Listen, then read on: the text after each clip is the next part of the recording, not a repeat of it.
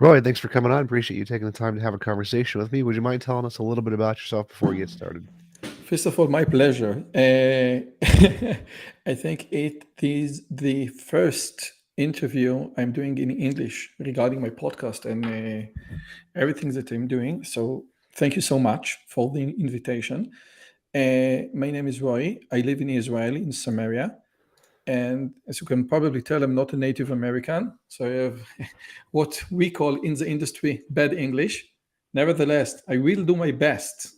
I have a PhD in computer science. I wrote 4 books regarding motivation, intelligence, learning, how to excel yourself. I think that I lean towards the conservative side, but not on the political spectrum, but on the philosophical spectrum. And in this context, what I mean is that I tend to put the responsibility on the self. I want people to improve themselves and not, to count on the government, to count on society. If you want to improve yourself, change yourself. The power to change is within yourself, which is extremely important to me. And this is why I have my podcast and my YouTube channel where I speak about science, education, about how to better yourself with knowledge. Cool. Tell me more.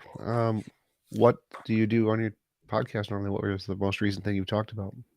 And this is a funny story. The podcast started, I think, in the COVID pandemic, and my wife, she has a big green screen studio because she is a photographer and an editor for the government, and she told me, we should do a podcast. And I told her, we live in Samaria. No one will come to Samaria for a podcast. And it is a silly idea. And nevertheless, she constructed the whole thing. And when the COVID pandemic started, by the way, I also used to be a magician mentalist. And all the shows, all the events, all the gigs were canceled just at once. And I just sat in my home, very lonely, had nothing to do, absolutely nothing to do. And I started, okay, what can I do? So I started speaking with some friends, and those friends became more and more important and more influential. And this is how I get to speak with, I think, the most important and influential scholars from all around the world. And what we discuss is science, philosophy. Part of it is religion, artificial intelligence, chemistry, physics, all the good stuff. I'm truly privileged to speak with those people. Cool. So what is your position on religion and Judaism? First of all, I'm an Orthodox Jew. Like Remer used to say, I think in one of the episodes, told Seinfeld, old school. I'm the old school Orthodox Jew. And I think that this is my perspective. But I think that in Israel, and you live in the US? Yep. So I would think it's like a modern Orthodox because, I'm on YouTube and I'm engaged in the university and I conduct a very modern life. So I guess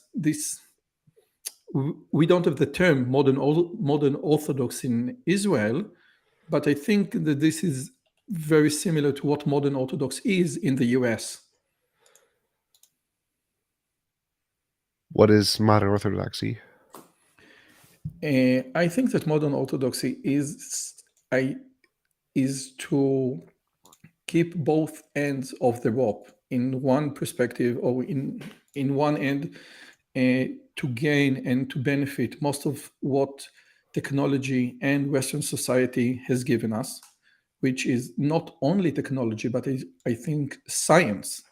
Yes, science, women's rights, etc. All the good stuff that Western society has given us. And on the other end of the rope, to stay loyal to your faith and to your tradition as a Orthodox Jew, as a practicing Jew. I would call it as a practicing Jew.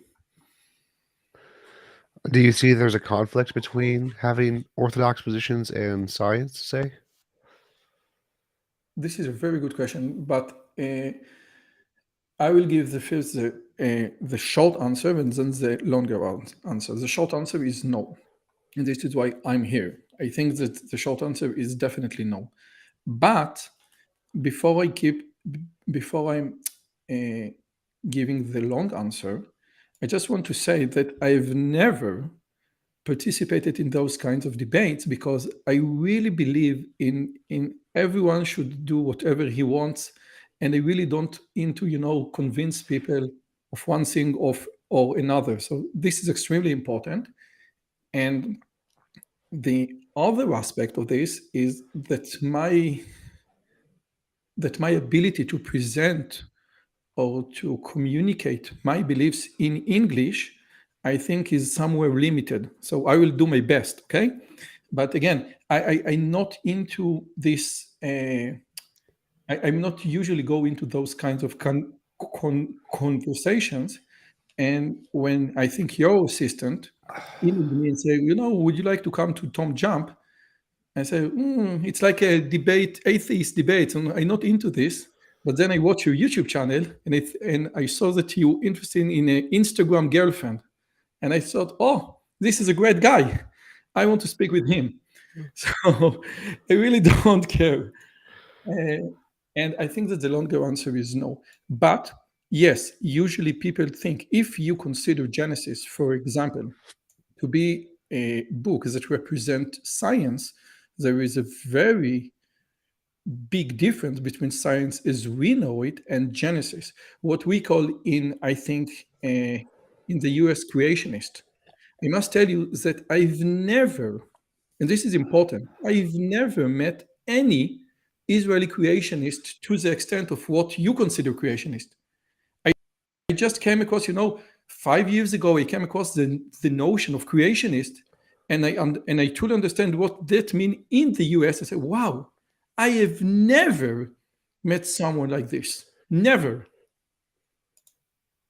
Yeah, they're pretty interesting. Take the Bible more than literally, I guess. Think the world's 6,000 years old. It's very interesting concept.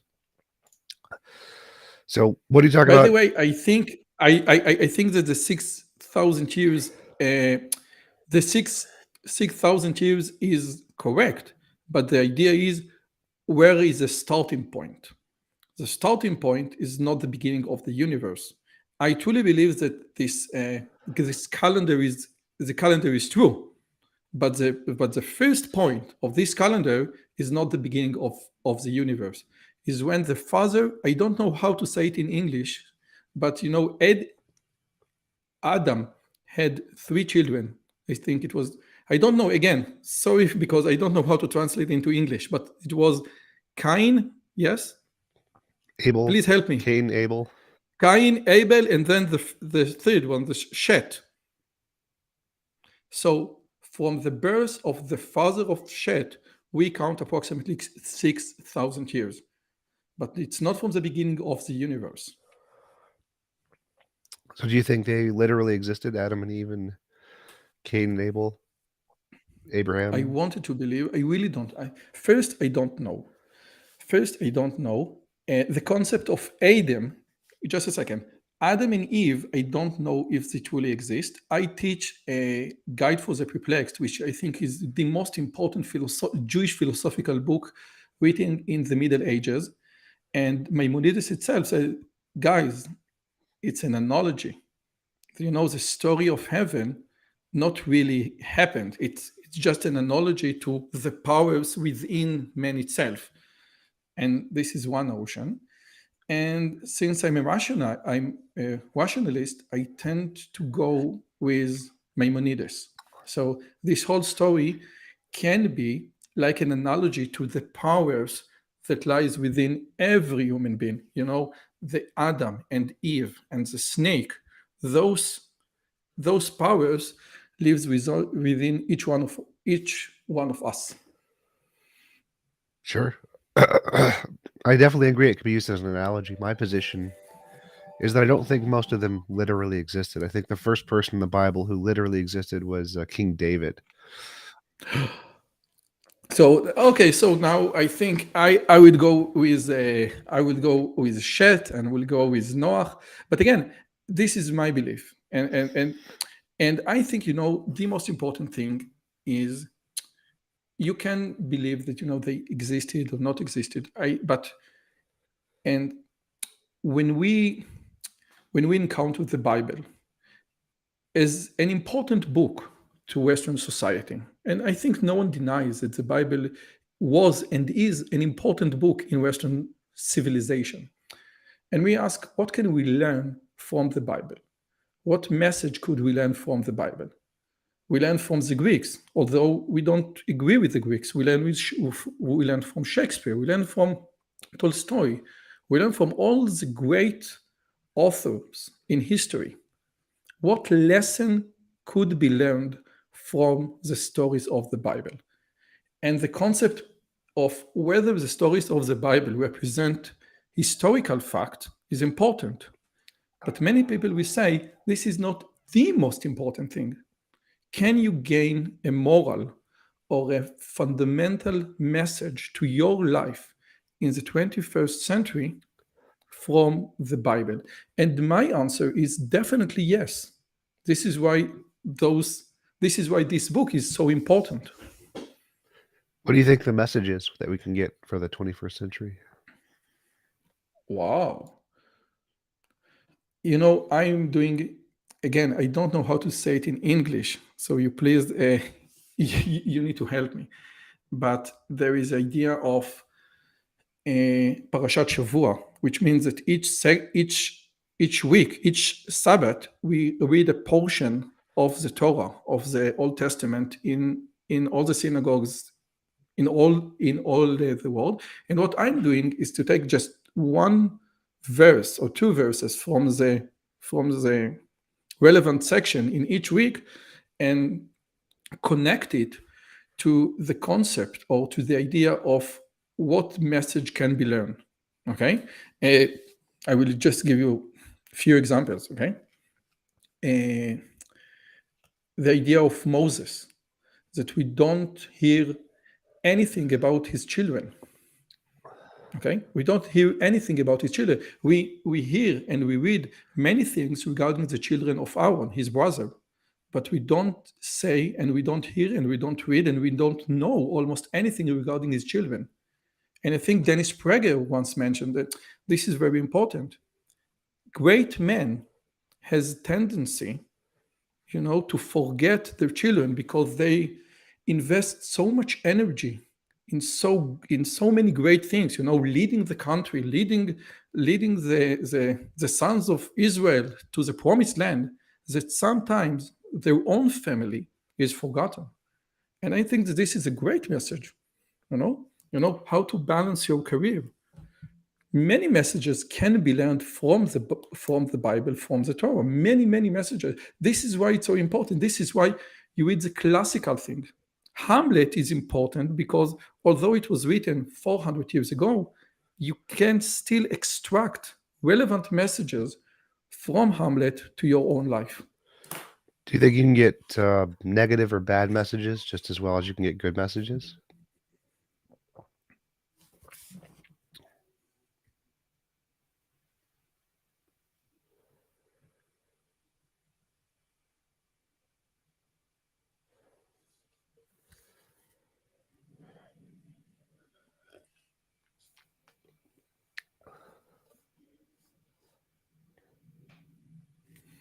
This is a good question. I don't know how to answer it. This is a good question.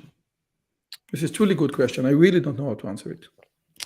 Because as an atheist, when we read the Bible, we see more negative messages, and we see, especially here in America, many Christians interpreting the Bible in ways that can justify their bad behavior, their bigotry or whatever. So, like, one of the things that's obvious is like the Bible tells you how to treat your slave. If you can beat your slave, as long as it doesn't die and recovers in a few weeks, he's fine. Doesn't matter. You could own your slave forever if you give him a wife. You can, if a rapist, someone rapes a woman, then the woman has to become his wife. There's lots of bad things like that where God commands killing and death. He commands Jephthah makes a promise that when he gets home after he wins a battle, he's going to sacrifice the first thing that comes through his door, and it's his daughter. This is a funny story. And similar stories where God commands sacrifice. And remember, there was a story where there were some men chasing an angel, and he went into, I think it was Lot's house, and Lot sacrificed, gave them a prostitute instead, and they violated the prostitute. And no prostitute. His own daughters. Oh, yeah, his own daughters. That's right. His own daughters. Yeah. Not he manipulates. He gives his own daughter for a group rape. Yes, this is a very bad thing. Okay, and again, I'm not into usually those kinds of conversation. Nevertheless, I will give you my point of view. You are absolutely right that the Torah, or if you want, you can call it the Old Testament, was given in a certain time and place. And in that certain time of place, morality and all norms were vastly different. Slaves were legal in the US up until, 100 years ago. Even the Second Amendment, I recently read about the Second Amendment, and just a second, if a slave, you need to return the slave to his rightful owners, etc. In the US, the most democratic state ever existed.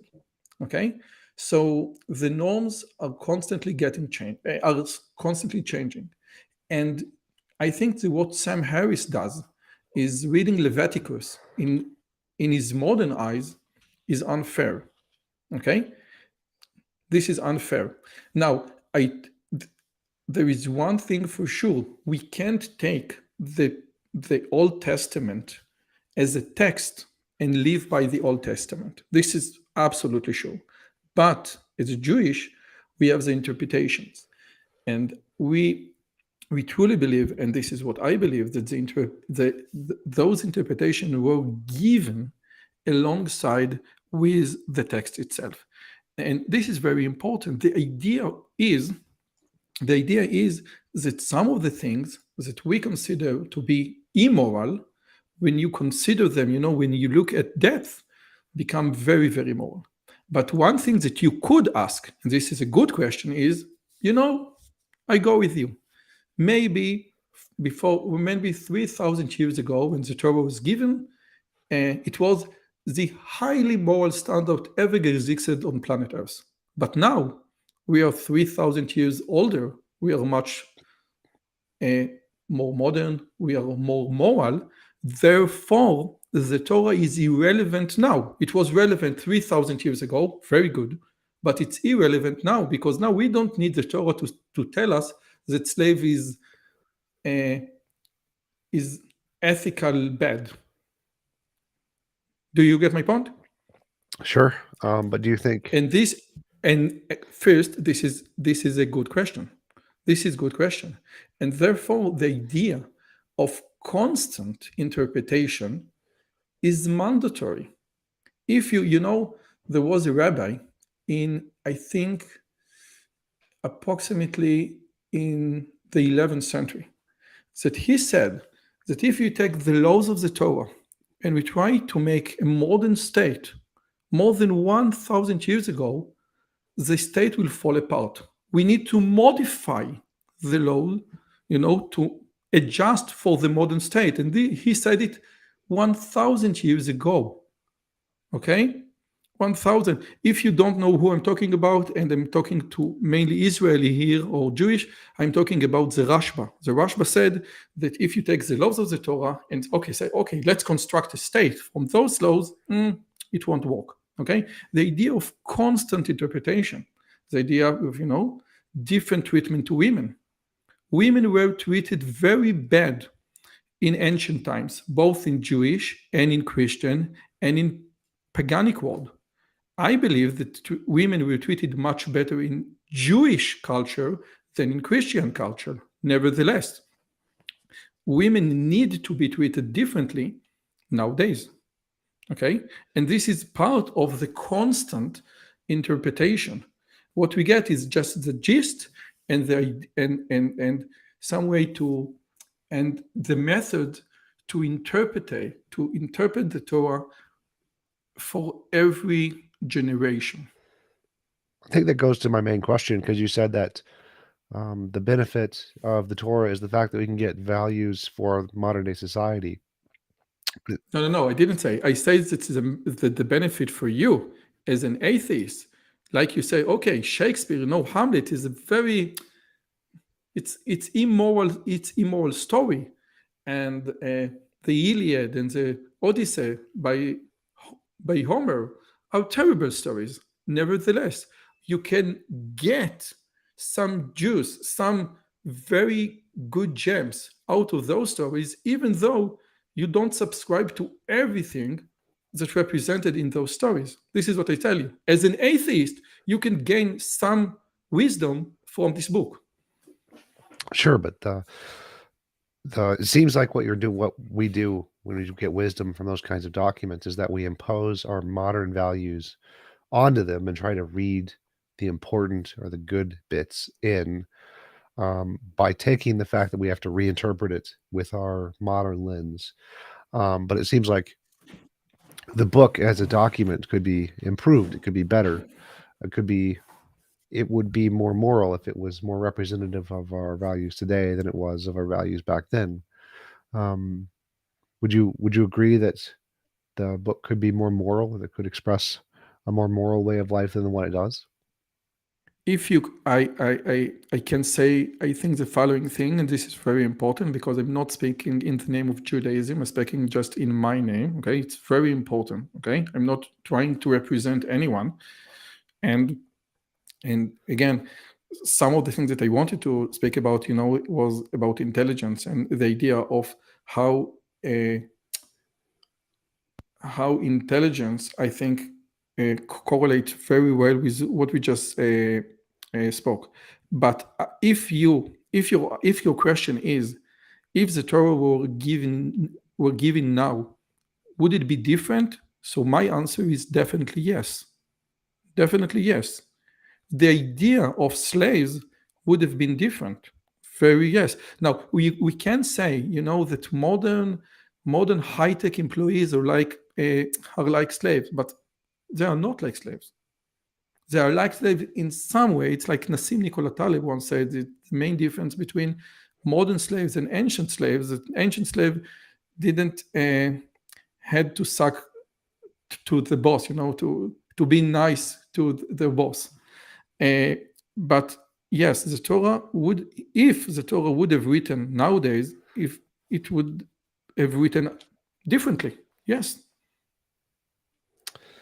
It doesn't mean, from my perspective, that the Torah is not internal. Well, from my perspective, I would think that if there was a book that was written by the creator of the universe, he could have written something that was timelessly good. Like I think that he could have added What is timelessly good? Give me just one thing that is timelessly good. There is a great quote by Justice Will Want, that if you take all the things that in some point in Western society were holy to one group, and take out all the things that in one point in Western society were very bad for another group, you will end up with an empty jar. So what can you say that one thing could be internal, no matter what the context is? don't own other human beings as property, don't rape, don't force people to do things they don't consent to doing. Those all seem pretty timeless. Okay, so let's take one by one. Don't rape. I think it's a very good idea. It's a very good idea. Let me just tell you that in Israel, the law about a husband raping his own wife was only changed 20 years ago in Israel. I don't know what's the matter in the US, but in Israel, and I think in other Western societies, the idea of rape was irrelevant to the husband until much recently. This is one thing. So we didn't get the idea of don't rape up until 20 years ago in the context of husband and wife. This is one thing. And don't force anyone to do what he doesn't want. I'm a I'm a teacher. I'm a teacher at the university. I have 4 kids, This is BS. You always tell people, you always force people to do things that they don't know. And sometimes it's good, sometimes it's not. Life is complicated, life is complex. Sometimes you want to enforce people to do what they need for their own good. Okay? Oh yeah, for sure. But I think if there was a creator of the universe, he could have told us what the correct moral way was from the beginning. So he could have just said, rape is always wrong. He could have just given us that as a doctrine. Owning humans is always wrong. And the perfect moral way of being would be a way where no one was ever forced to do anything they don't consent to doing.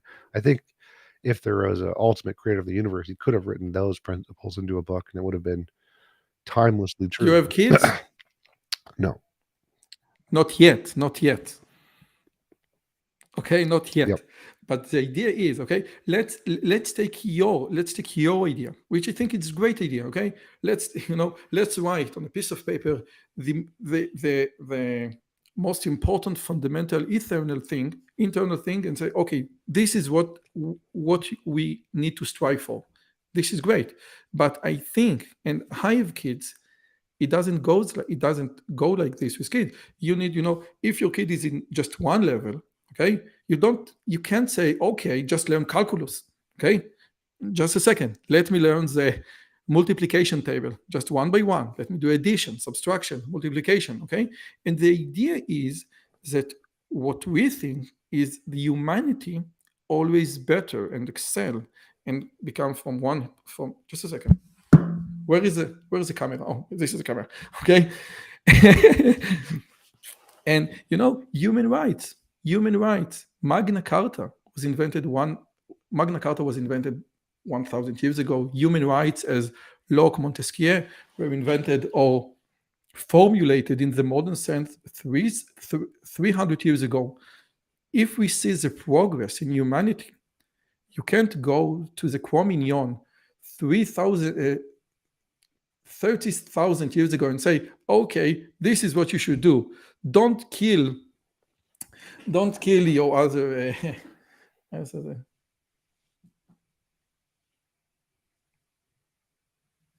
don't kill other people. It doesn't go like this. Okay, and what you need to do is to go and progress yourself. And this is why the Torah was given in a certain place and a certain time for a certain morality of humanity. Okay, and we better ourselves every day. Now, my question to you is, if I may, we have Sure. basically the same size YouTube channels. I have approximately 16,000. You have approximately 14,000, and I see your numbers. And I know that this is not how you get rich. Okay, you are not doing it for the money. What you're doing right now, we are not doing it for the money. Neither you nor I. And my question is, what is your call? Why are you doing it? Why do you invest so much time and energy in this channel? I can tell you why I invest. I want people to learn more, to know more. I want people to use knowledge and science and online courses to better themselves, to conduct a better life. This is my call. And my question is to you, what is your call? The money's actually a big part of it for me. I do make a decent amount of money on this, but Okay. So I canceled my question. I'm sorry. well, it was a good question. So my other motivation is to promote my model of morality. I believe there is an objective morality, and I think that the best way the world could be would be a world where it's impossible to force anyone to do anything they don't consent to doing. And my goal is to try to promote that idea of morality and to try to make the world closer to that extreme as much as we can. So I'm working on trying to start a 501c nonprofit church to provide affordable housing to people, because that's the best way to make people more free, have less obligations, to have less housing costs, because that's one of the biggest costs in America, at least for people that they don't really want to have to pay. And so my goal is to promote my morality and try to make the world as close to the best of all possible worlds that I can.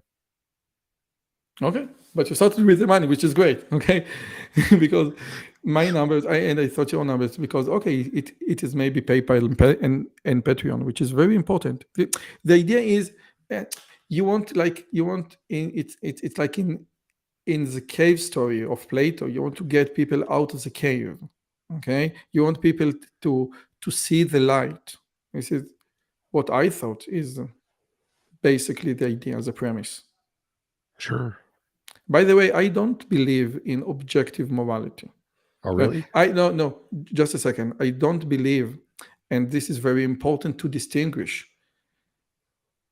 We have we have moral atheist, and we have immoral theist. We have this, we have good people and bad people in all sides of the spectrum.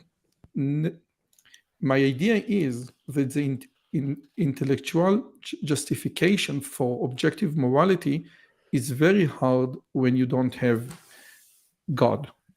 Now, it's not just me. I think that many people say, and I heard some Harris arguments that you can, extract morality from reason, and I think even without Hume that you cannot derive out from an is, that Sam Harris is not convincing. He's a So, great man, but he's not yeah, convincing. yeah, I don't like Sam Harris's well-being model very much. But so why do you think that morality would be harder to ground under naturalism than a god? Why do you think that a god could do it when a natural force couldn't? What do you mean by natural force? Just anything. So, like a platonic object, a priori abstract. There's lots of different potential things that morality could be. Instead of it being grounded in God's nature, it just could be grounded in the universe's nature. Why would that be any less real? Just a second. Before we move on, I think that some of the things that we speak about, we say the word God many, many times. And usually when I debate secular people in Israel or atheists in Israel, my my most quoted sentence is, the God that you don't believe in, neither do I. Okay? So if God for you as a concept of Michelangelo in the Sistine Chapel, the big old guy with the purple dress, I don't know, and this painted everything, and God is like the guy from the bank that you pray to get the parking spot in the middle of New York. This is not what I believe in God. Okay, so what is the God that you don't believe in? I define God as a mind that created the universe. That's it. Okay, and from your perspective, the the blind watchman, like the Dawkins argument of everything in reality came to existence out of randomness. This is basically the idea. I think it was determined by physical forces. So randomness could be a part of it, but I think it's determined by physical forces. And where do the physical forces came about? Quantum fields. Quantum fields are the fundamental thing in the universe. They are uncreated. They exist outside of space and time, and they created everything else. So it's like there is a great. Are you familiar with a guy named Terence McKenna?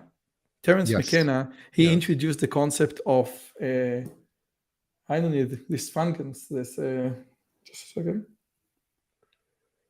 Frankenstein, No, no, no, no, amalgamation. no. Hallucination, and he said that modern science, based off the principle of give me one miracle and I will explain everything. And the one miracle is that the whole universe with all existence and all the forces and all the physical forces where just pop out of existence from nowhere, and from that I can explain everything. And if I say, if I would have said, what do you mean by quantum gravity that exists outside of space and time? I really don't understand what does it mean, because I exist in space and time, so it's very hard for me to grasp this notion.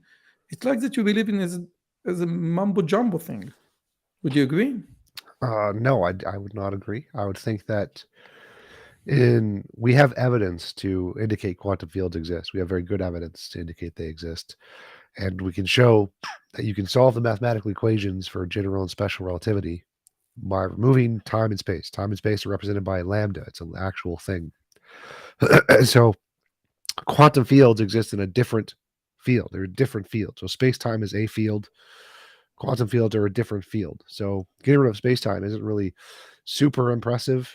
We exist in space-time, but it's just one field. It's not everything. It's not required for anything to happen. It's just one kind of a field. And so you can have other kinds of fields. And there's a large body of evidence that indicates these do exist. But what do you mean when you say field? I major in physics, and you need to, we need to have assumptions regarding all the things. It's like, the multiverse or the multi-universe theory in quantum mechanics. What do you mean by that? What do you mean? I will say that, the idea of a mathematical formula, like the Pythagorean triangle, okay, exists outside space and time. Okay, this is great.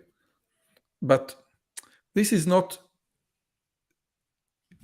say nothing about reality.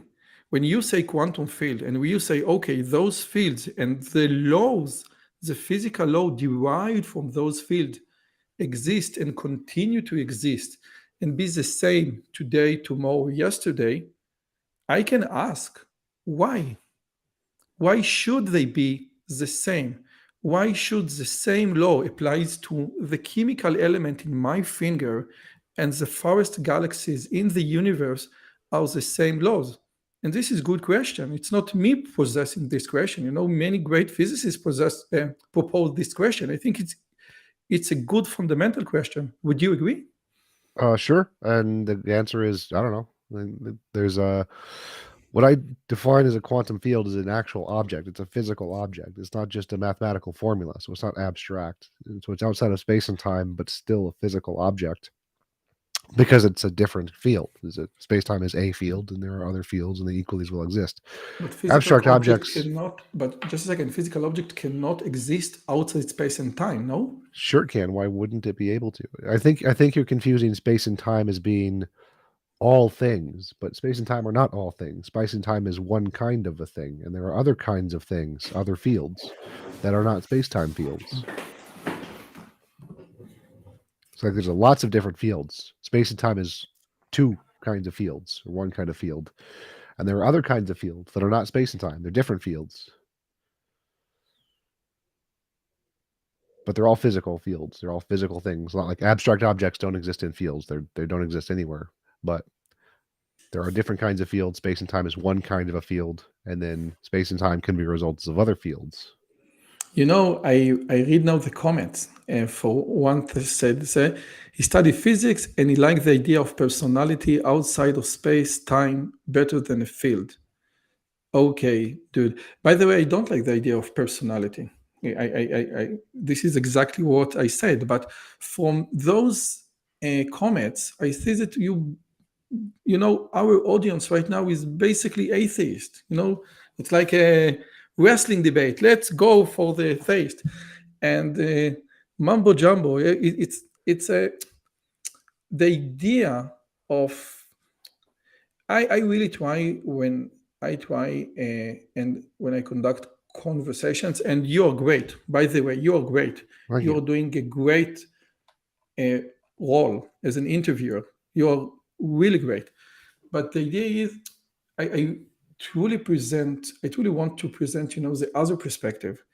And from what I see, and I read the comments now and I read the comments on your YouTube channels, it is like, okay, let's see how we can destroy all religious argument.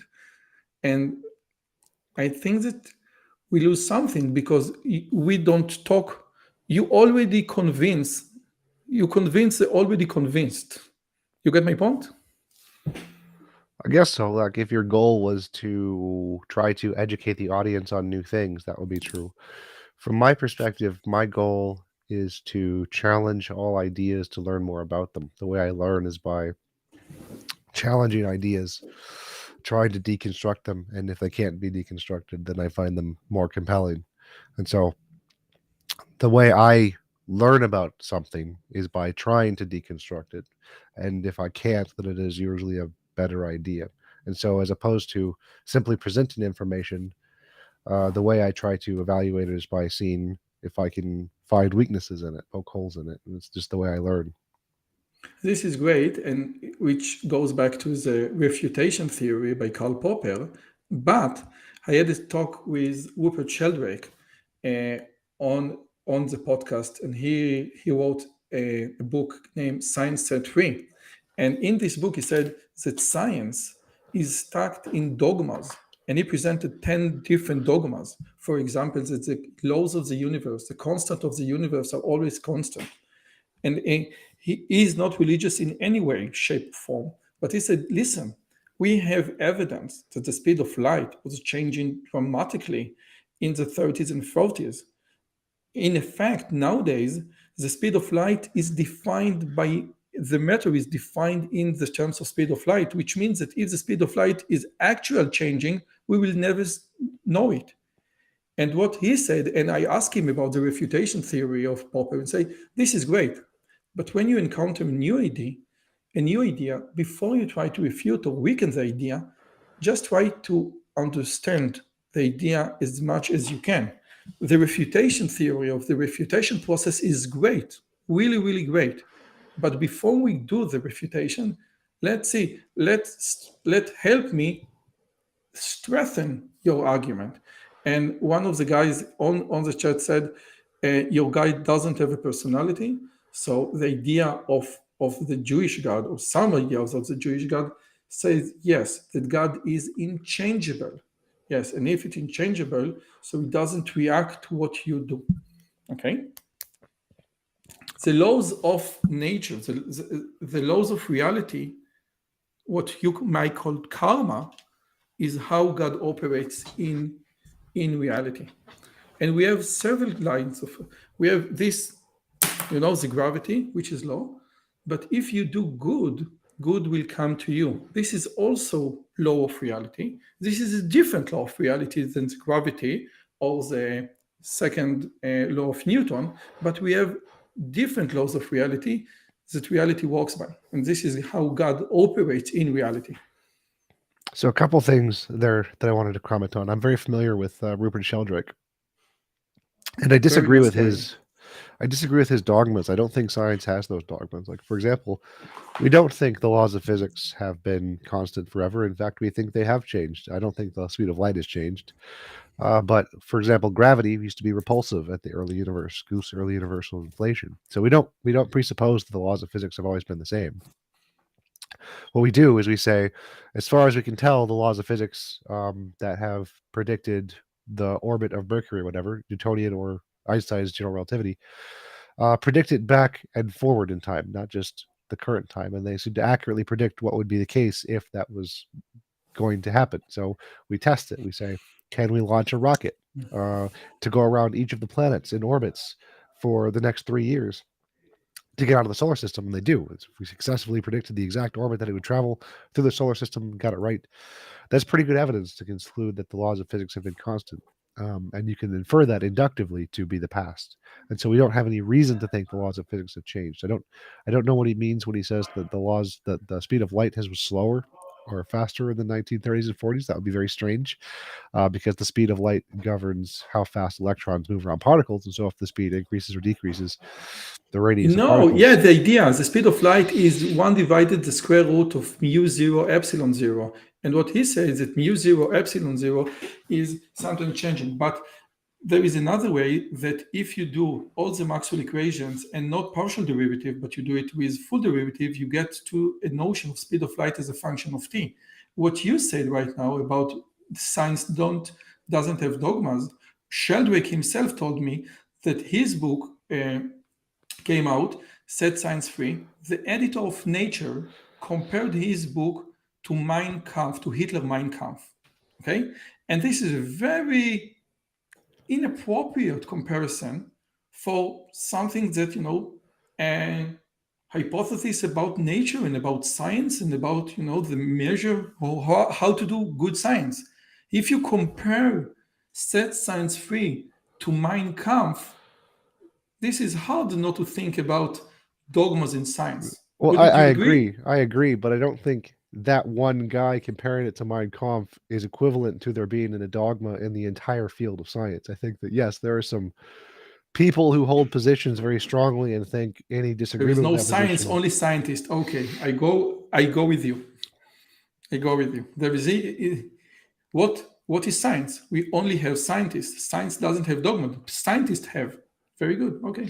Well, I think I would equate the two, but so I'd say that that one guy disagreeing with Sheldrake is not a dogma in the majority or consensus of scientists. It's that one guy. I don't think there is a consensus of dogmatism, because I think that the whole point of science is very much like my point, is that we learn by deconstructing. So any worldview, any idea, they're all fine. You can start with whatever idea you want, but you have to have some method that could differentiate that idea from imagination. The method we use for that is novel testable predictions. You predict the future. If you can predict the future, you have evidence of whatever ridiculous idea you want. Doesn't make a difference what it is. Magical leprechauns. If you can predict the future, you have evidence of magical leprechauns. But Sheldrake and other post hoc philosophers essentially are just taking the scientific method and critiquing it, but have nothing to show for it. They can't predict the future. They don't give us any new information. They don't have any way to verify their claims. They're just post hoc claims, and post hoc claims are perfectly valid. Like you can justify anything with post hoc claims. You could say the whole world was created 5 minutes ago by a magical leprechaun, and it's consistent with all of the data. There's no way to disprove that, but there's no way to confirm it. There's no way to say, if this is true, here is some new information about the world we'll discover under this experiment. And that's why it's not accepted. That's why Sheldrake's positions are not accepted, because it's just one of the infinitely many post hoc interpretations of the data, but doesn't give us anything new to set it apart. And that's what you need to set an idea apart, is something new that we haven't discovered yet, some new information about the universe we didn't know yet prior to us knowing it. Then you have a reason to believe that your hypothesis is true. And the universality of certain laws, speed of light, gave us that. Consistency of gravity in space-time gave us that. All the Lorentz transformations gave us that. Quantum fields and the Casimir effect gave us that. And so in physics, all of those things that he's critiquing as these dogmas are things that have been demonstrated to be able to predict the future and get it right consistently. And his critiques don't have that ability, which is why they're not taken seriously. I don't think it's like Mein Kampf at all. I don't think his book is like Mein Kampf. I think his critiques are incorrect. I think it's post hoc reasoning, which is why I think most scientists don't take him seriously. But I do agree with you that it's not correct to compare it to Mein Kampf. I think that's a little extreme. Okay. You also mentioned karma. You said that if you do good things will happen to you. That's I wish that were true, but I don't think it is true. I think that's is often false. There is a great psychological experiment, that if you want to use a correlation between many things, you will see that people who answer telephone polls live longer, which say, okay, this is strange. Why there should be a connection between answering telephone polls, on 7 p.m. when you just before dinner time with your family, and you just, invest the time in some stupid telephone poll and live longer. And the idea is it's not the telephone poll. It's the kind of a person who answers telephone calls. It's a kind of person who let other car wave in the traffic. The idea is that if you conduct your life in a certain way, it's like there is no reality. There's just how you perceive reality. If you perceive reality in in a better way, reality will be better. Recently, I came across a book by Bernie Siegel, Dr. Bernie Siegel. It's called Love, Medicine, and Miracles. And he was a doctor, a surgeon, a cancer surgeon. And he was not religious again, but he was started to see many patterns of people with just healed from cancer and say, okay, what is the common denominator between all those people? And he said, listen, the human mind and the human body have great power, great healing power. Now, it's not Barry Siegel.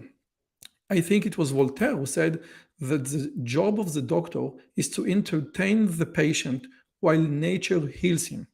This is a great quote.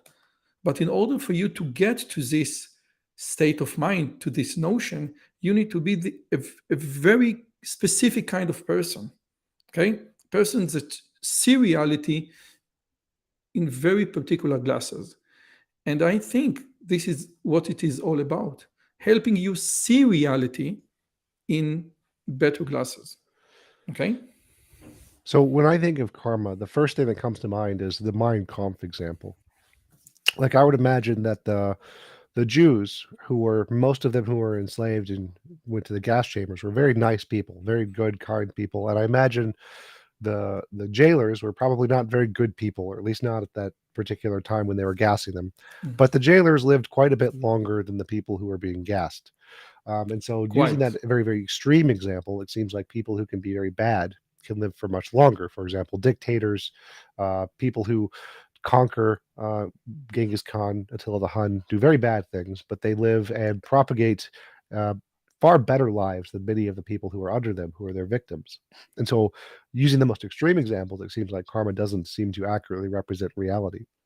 What do Now, you about mean? No, no, no. This is great example. This is great example. And I think what we are missing here, first, the idea of evil in reality is a very profound problem in all religion. Okay, first, this is a very profound problem in all religion. I think even King David, yes, King David in Psalms, I don't know how to say it in English, but he say how the evil men prosper. It is not fair. It's unfair. Okay, even David said it's unfair. David was a good man, but was hunted by King Saul, and it was unfair. But he did nothing bad. Okay, up until this point. So you have a very good point. The idea is that you can lead better life even in the harshest scenarios, even in concentration camps. Okay, even in concentration camps.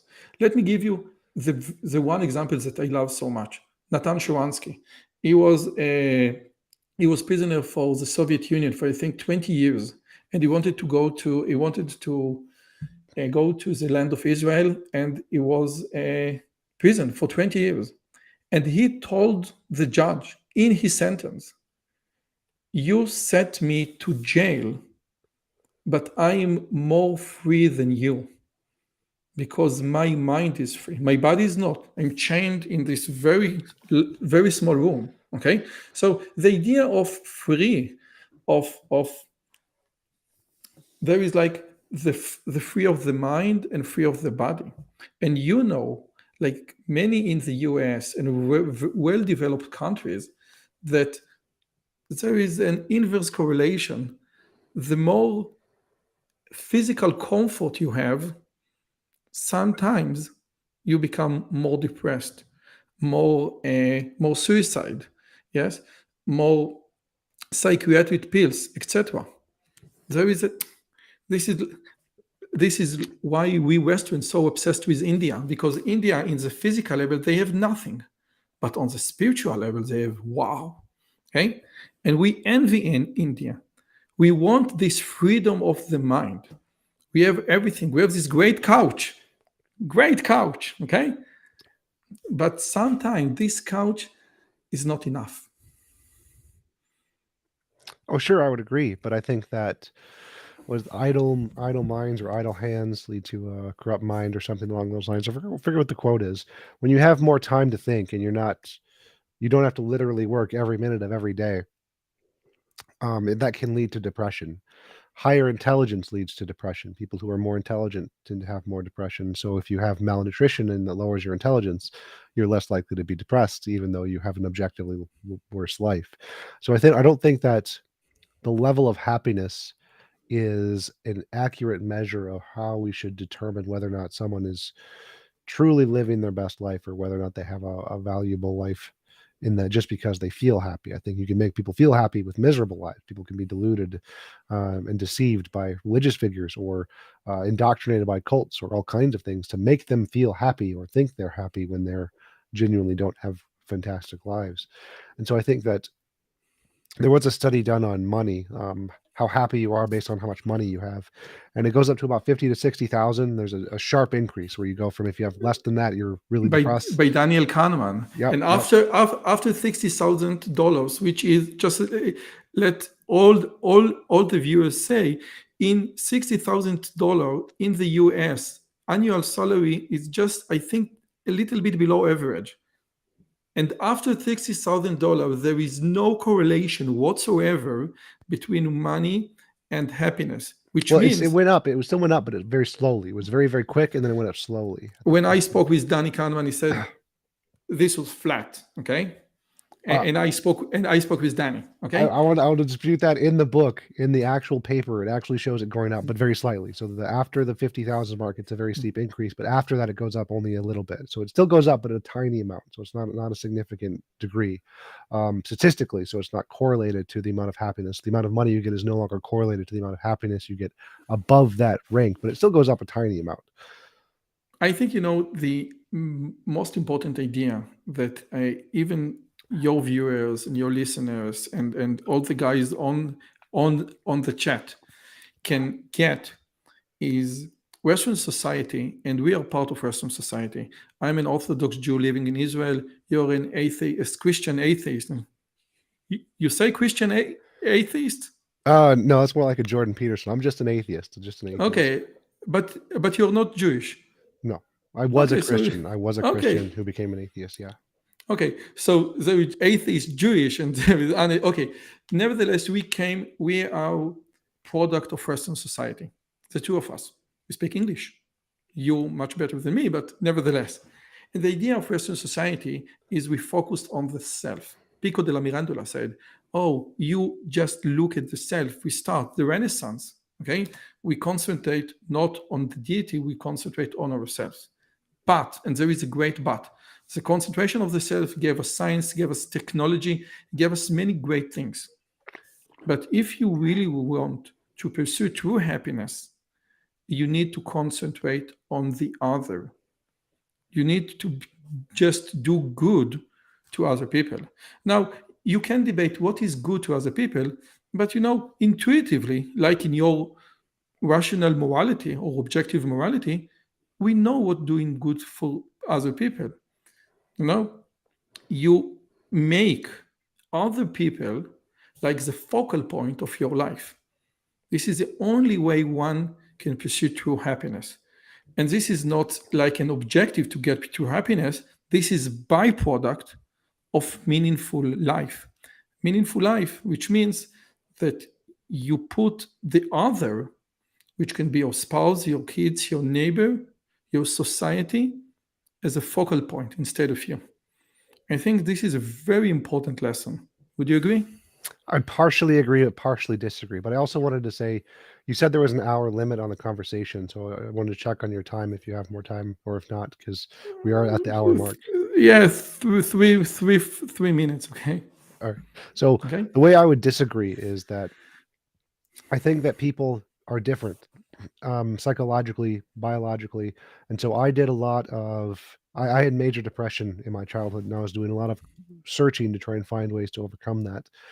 And the sentiment that you just expressed was one of the things that I invested a lot of time in trying to explore, devoting time to helping others through volunteering my time at the Red Cross, at Habitats for Humanity, Salvation Army, doing things to try and help other people. But it never made me feel better, not even a little bit. And so I think that it's wrong to generalize happiness to say that that devoting your life to other people gives people true happiness. I don't think that's true. I think it's true for many people, and I think that that's evolutionarily the case, that most people are biologically designed to get more dopamine from being around other people, specifically women and children. They get a lot of oxytocin from that, which is a really hard thing to get from anything else. And so they can probably get more fulfillment from children than anything else, thanks to biology. But I think that to generalize that to all people would be inaccurate. I think there are many people like myself who don't get oxytocin or dopamine from helping others as much due to our psychological state. I was diagnosed with autism, and people with autism don't have the same kind of an emotional connection to other people. And so they don't get the same kind of fulfillment from helping other people that most regular, normal human people do. And so I think that it's true happiness is something that you should need to investigate on your individual basis based on how your brain and your biology works to understand what gives you fulfillment. And I think that's going to be different for each individual.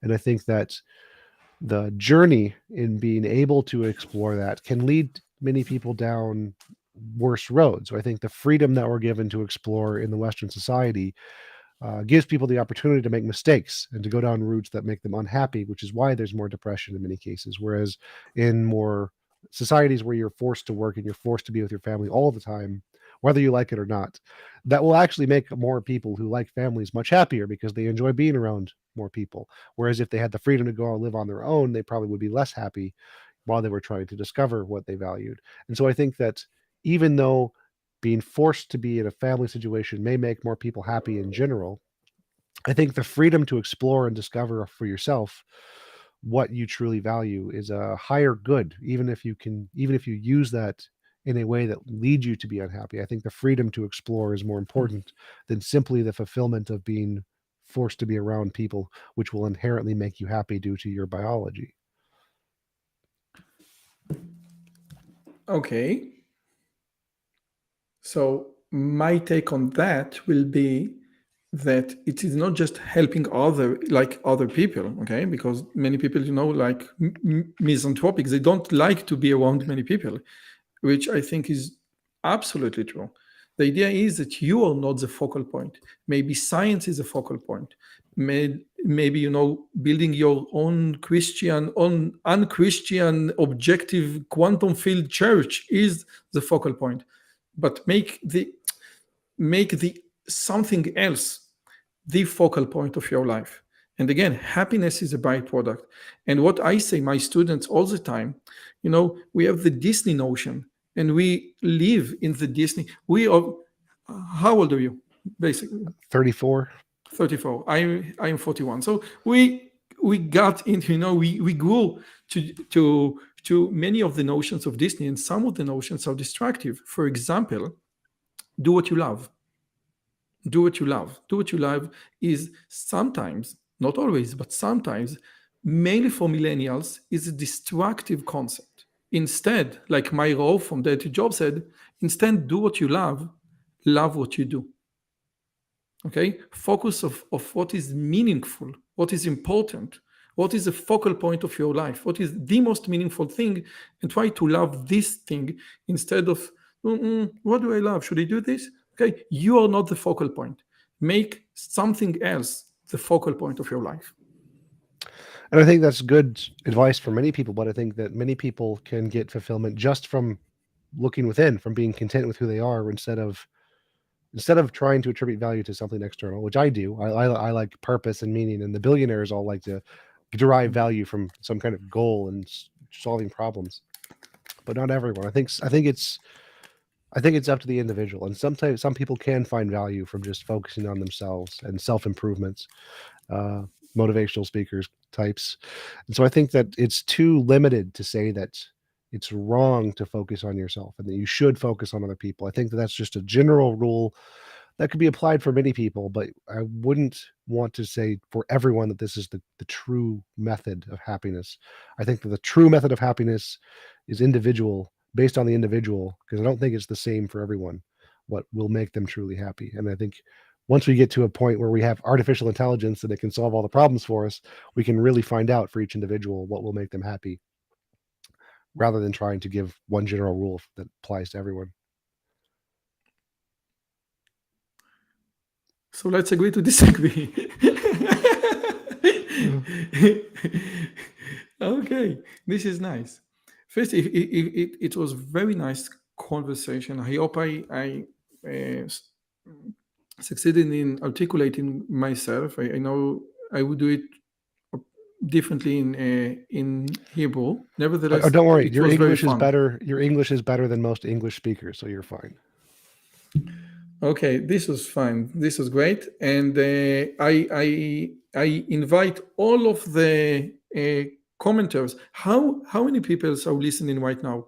160. Can you see it? 160. 160. So I invite all the commenters to my YouTube channel, and I have many English conversations with many interesting people. Most of them are secular and atheist. Most of them are Jewish, because most scientists are. But most of them are secular and atheist. But we have many great, very interesting conversations over there. So if you want, check out my channel. Awesome. Thanks again for coming on. I really appreciate it, and I hope you have a wonderful rest of your day. Okay, bye.